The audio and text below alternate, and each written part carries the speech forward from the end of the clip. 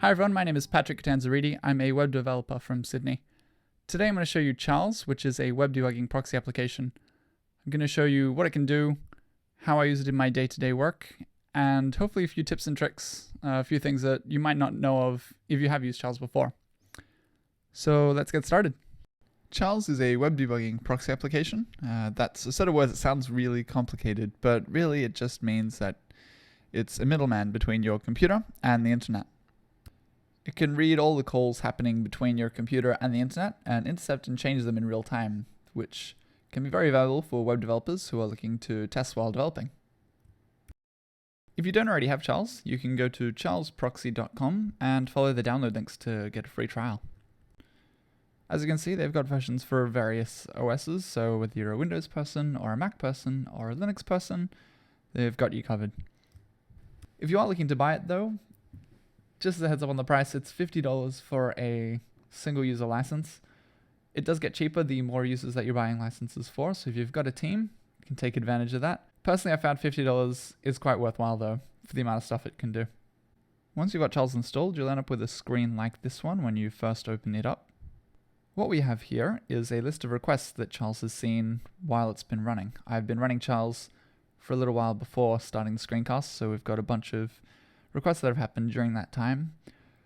As you can see, they're grouped by domain, and basically Charles just sits there and watches anything that's happening and lists it out nice and neatly like this.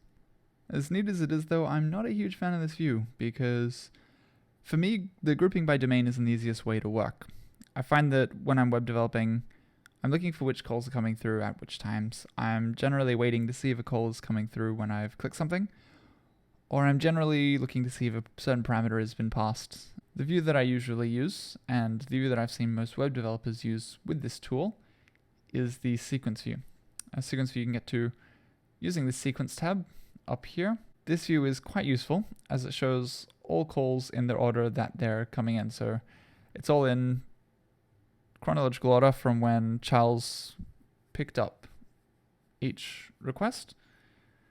And there's a lot happening here, as we did have it running from before. So to clear it, we press Command A or Control A for Windows users, and then I'll click Delete, like so, and then I'll delete that bit and delete that one as well. One of the reasons that the sequence view is quite good is that you can filter. So I can filter it and say I would only like to have Google Analytics stuff. But now that we've cleared all our calls, we can't see anything. But I have a hunch that there'll be a Google Analytics call appearing anytime now. There we go. Right on time. Very good. Thank you, Google. So now if I filter by UTM, that means that from now on, everything that will appear here has to have UTM in it, which is quite likely going to just be Google Analytics stuff.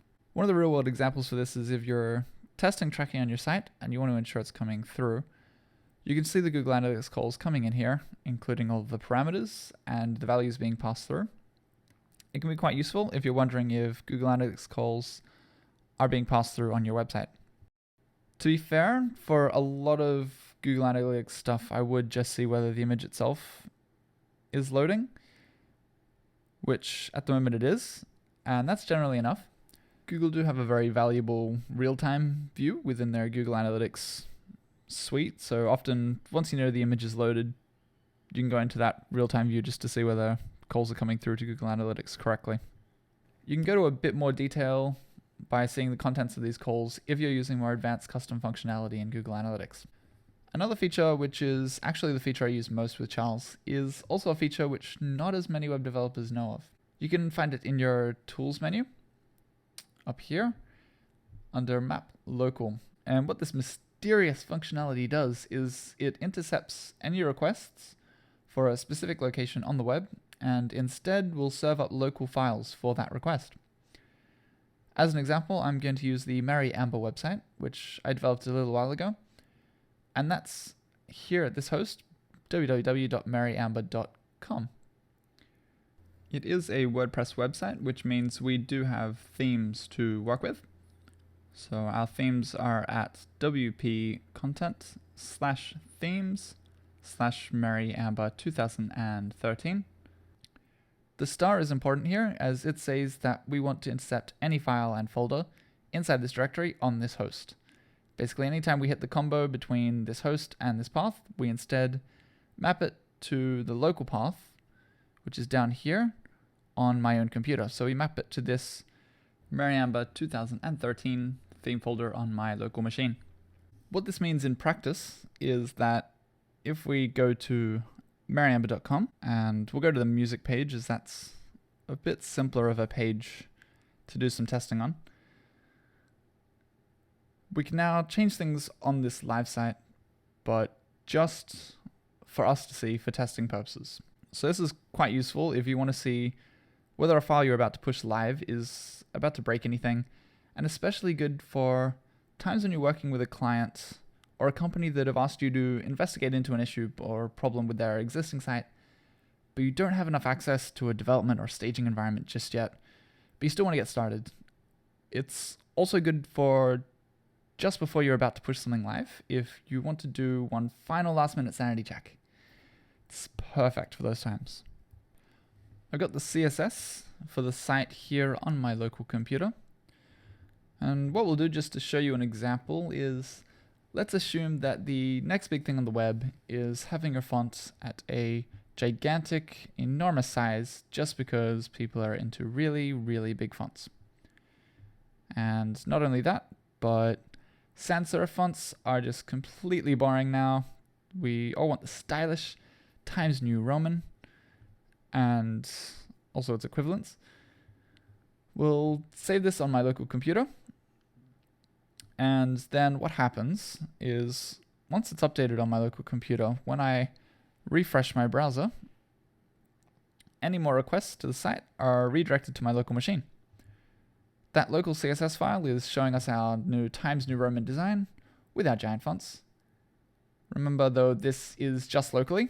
It's still being seen in the regular, lovely sans serif font way on the rest of the web. I'll show a real world example of something I genuinely want to do. I'll just revert the craziness. So one of the things I'd love to do is remove the reset CSS that I'm importing in here, because I'm finding I'd rather do it all in my own CSS, keep things a bit neater. So a few key taps, I remove it from my CSS, and then I hit refresh in my browser. And with Charles, I can see what it's going to look like. So far, so good. And I can do a bit more cross-browser testing on this machine as well, so I can go into Internet Explorer and such and see what it'll look like. One of the other very valuable uses for Charles, especially for testing, is throttling, which is slowing down our internet connection.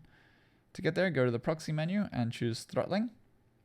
Or you can also choose exactly what we want it to do by going to throttle settings, the same place. You can slow down the speed of your computer's internet connection to a whole range of things. We'll try the 56K modem for a bit of fun, which means we can test how websites will work on 56K modems. So let's go to a rather popular website and we'll see exactly how it runs. So we'll load Google, and as you can see, we've got a bit of a wait now, but soon enough, hopefully, it appears. There we go. So Google does load. It's a bit slow, but overall not too bad for a 56K modem. If you're working on websites targeted to the Western world, a lot of the time 56K modem speeds aren't really the benchmark. So you can choose more reasonable speeds like DSL, or even add your own custom presets, which you can do by changing these numbers and clicking Add Preset. I believe the 3G connection was a setting I made while I was doing a bit of responsive website testing. If you haven't used Charles before, or if you haven't even come across it before, I hope that this video has given you a bit of an urge to give it a go and try it in your web dev workflow. You might be surprised at just how useful you find this tool to be. I personally have absolutely loved it. If you have any questions about Charles or how I use it in my day-to-day work, you can find me on Twitter at thatpatrickguy, or find my contact details on my website at patcat.me. Thanks for watching.